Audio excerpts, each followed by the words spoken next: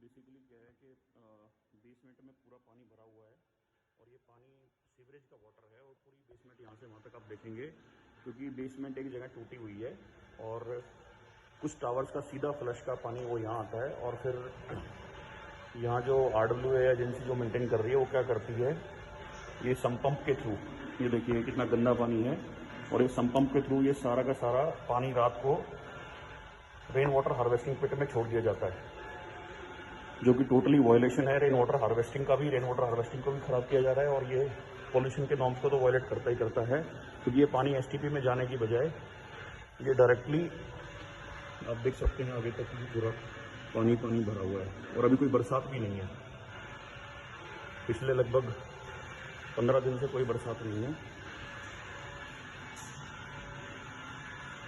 और इसकी तरफ किसी का भी ध्यान नहीं है। हम रेन वाटर हार्वेस्टिंग को लेकर पहले भी इंटीमेट कर चुके हैं, बट